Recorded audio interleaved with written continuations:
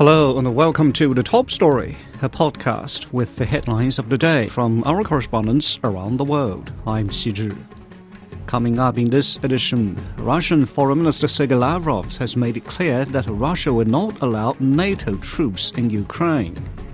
Chinese Foreign Minister Wang Yi has called for upholding multilateralism and accelerating the construction of a more fair and equitable global governance system.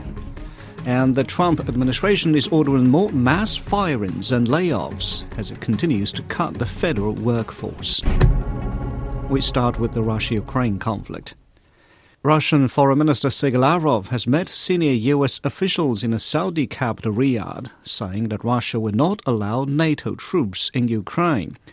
The two sides discussed restarting relations and ways to end the Ukraine conflict. Kyiv was not invited to the talks. Though no major breakthrough was reached at the meeting, both Lavrov and the U.S. Secretary of State Marco Rubio say the talks have helped them better understand each other's positions. The conversation, I believe, was very useful. We didn't just listen, but we heard each other. And I have reason to believe that the American side has become aware of our position. I came away today convinced that they are willing to begin to engage in a serious process to determine how and how quickly and through what mechanism can an end be brought to this war. Whether we can ultimately reach that outcome. For more on the meeting in Saudi Arabia, Yasser Hakim sent this report. Diplomats for Russia and the United States met for more than 4 hours on Tuesday in Riyadh, looking for a way to bring the conflict between Russia and Ukraine to an end. Though no date was set for a U.S.-Russian summit, the two teams agreed to establish a mechanism to restore diplomatic and economic relations, review sanctions on Russia, and appoint a high-level delegation to work on a ceasefire in Ukraine. Russia insisted it be allowed to keep troops in Ukraine after a ceasefire and repeated calls for not letting Ukraine join the NATO alliance. Hosting the meetings in Riyadh is a testament of the growing role by Saudi Arabia, not just in the region, but in global politics. No Ukrainian officials were at the one-day talks. President Volodymyr Zelensky said he will not sign any agreement negotiated without Ukrainian involvement. That was Yasser Hakim on a meeting between top Russian and U.S. diplomats in Riyadh. As the meeting in Riyadh took place, Ukrainian President Volodymyr Zelensky traveled to Ankara to meet Turkish President Recep Tayyip Erdogan. The two leaders discussed bilateral ties as well as the future of Ukraine. Zelensky also decided to postpone his scheduled visit to Saudi Arabia. Mikhail Bardavid has more. Ukrainian President Volodymyr Zelensky's visit to Turkey coincides with a meeting between Russian and U.S. delegations in Saudi Arabia. Analysts say the timing underscores Ukraine's determination to be part of key negotiations about its future, while also allowing Zelensky to seek stronger security commitments amid ongoing tensions. During a joint press conference, Zelensky stressed that it wouldn't accept any outcome of talks that didn't include Kyiv. I'm convinced that for Ukraine and for our region, for Europe, it's critical that any negotiations to end the war are not happening behind the backs of the key parties affected by the Russian aggression. Zelensky insisted that Europe, Britain, Turkey, and the U.S. all needed to be included in peace talks and the development of security guarantees. Meanwhile, Turkish President Recep Tayyip Erdogan stated that Washington's diplomatic approach to quickly launch peace negotiations aligned with Ankara's priorities.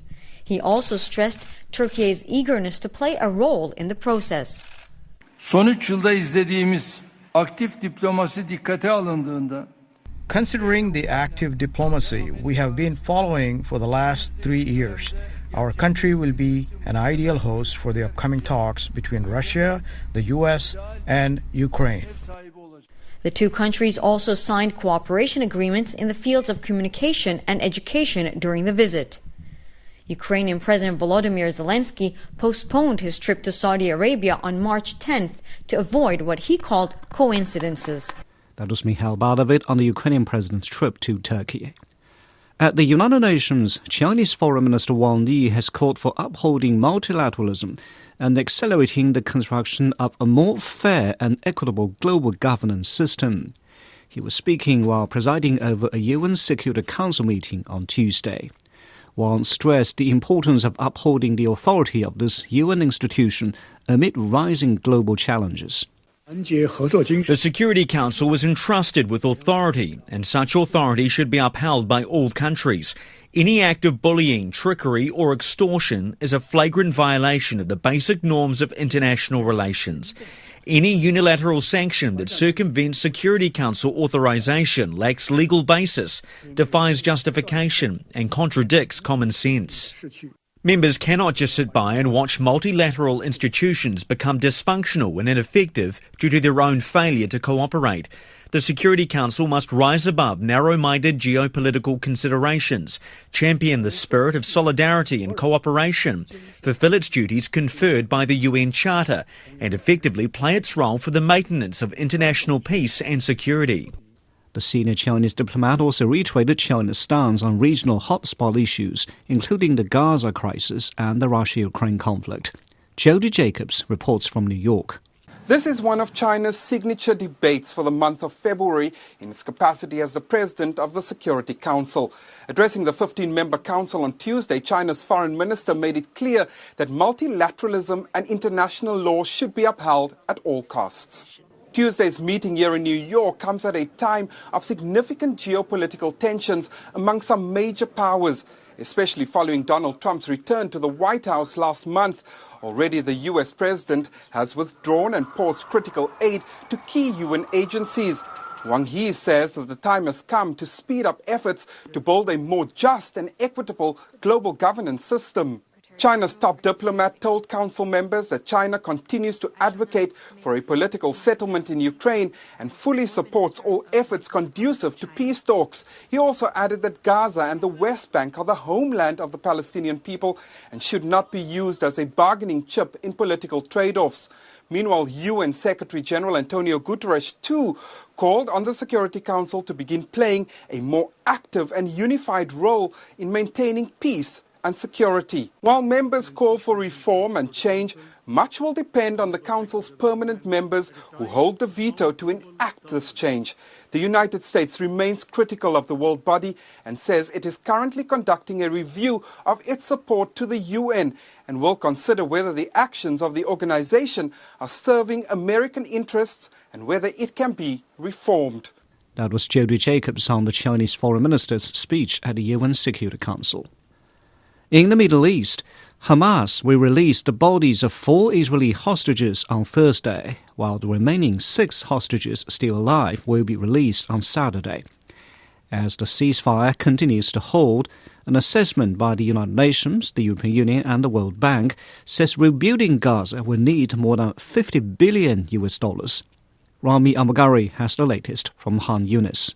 There have been reports about entry of some machineries, heavy machineries and some tents and mobile homes. This is a humanitarian crisis that is actually looming in the near future unless this humanitarian aid enter with the capacity they have been agreed that it has been agreed on during the truce talks between Israel and Hamas mediated by Egypt and Qatar. Recently there have been reports about less truckloads of aid entering the territory, about maybe less than 200 compared with the 500 agreed on daily basis. Still the situation is desperate in terms of the food and in terms actually of the reconstruction material, of the repair efforts by the local authorities here in Gaza.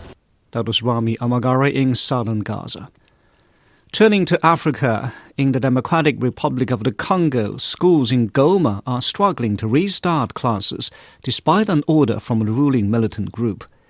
M23 rebels captured the strategic eastern city nearly 3 weeks ago. Fighting between the group and the Congolese government troops destroyed vital infrastructure, halting education at most institutions in the city. After speaking with headmasters and students, Auguste Niabwa said local schools may need more time to recover than previously expected. Life is slowly returning to the Industrial Technical Institute of Goma. Students are starting to come back, a week after M23 urged parents to send their children back to school. According to the principal of this large technical school, more than half of the students turned up this Monday, unlike the previous week. It was since last Monday, February the 10th, that we resumed activities. But it started very timidly, because on the first day we had 40 or 47 students.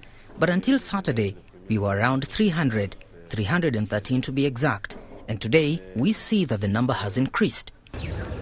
The institution is among the oldest schools in Goma, responsible for training engineers, but it was a casualty of the recent clashes between the M23 rebels and the DRC's armed forces.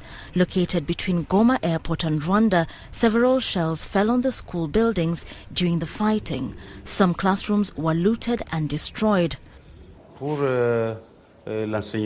There have been negative impacts because there is, for example, in IT, where we will go a long time without any practical lessons because there has been damage.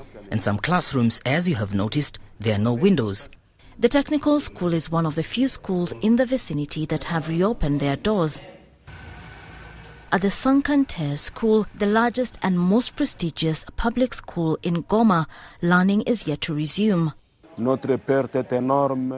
Our loss was enormous, to the point of being valued at more than $738,053.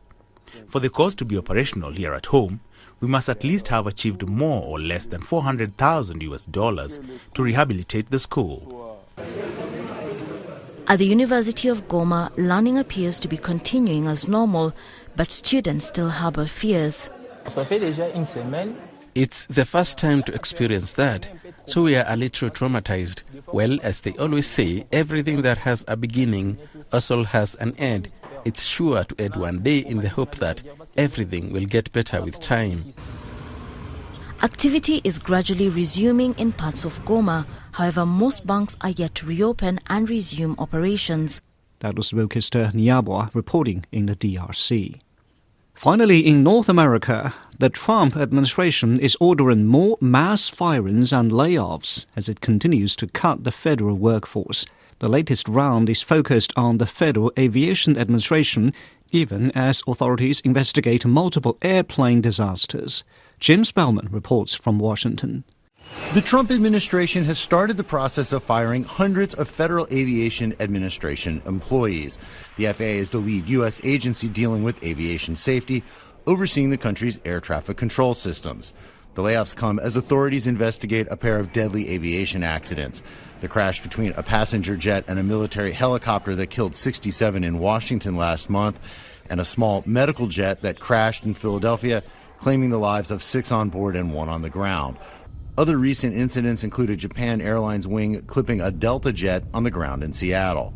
Shortly after the D.C. crash, U.S. President Donald Trump signed an executive order that aims to end so-called diversity, equity, and inclusion practices in the aviation sector without any proof DEI policies had any impact on aviation safety. Aviation safety experts say the FAA needs more resources. They are understaffed. They are overworked. The FAA is underfunded. And so there's definite issues with the workforce that needs to be addressed, and hopefully this will shine light on that. And then there's a technological lag, too. I think we're behind in the timing for an upgrade to the technology. The first wave of firings at the FAA targets employees who have only worked at the agency for a short time and includes personnel who deal with radar and navigational systems, but no air traffic controllers are expected to be fired at this time. As layoffs begin at the FAA, the so-called Department of Government Efficiency, led by Tesla CEO Elon Musk, is examining the U.S. air traffic control system to identify possible technological upgrades needed to improve aviation safety. That was Jim Spellman reporting. Now recapping the headlines before we go, Russian Foreign Minister Sergei Lavrov has made it clear that Russia will not allow NATO troops in Ukraine. Chinese Foreign Minister Wang Yi has presided over a UN Security Council meeting calling for upholding multilateralism. And the Trump administration is ordering more mass firings and layoffs as it continues to cut the federal workforce. And that's it for this edition of The Top Story, a podcast that brings you world headlines every weekday. For more news in politics, business, sports and culture, you can subscribe to the Beijing Hour, a 1-hour podcast news magazine program. We welcome and appreciate all ratings and reviews. I'm Qi Zhi. Thanks for listening.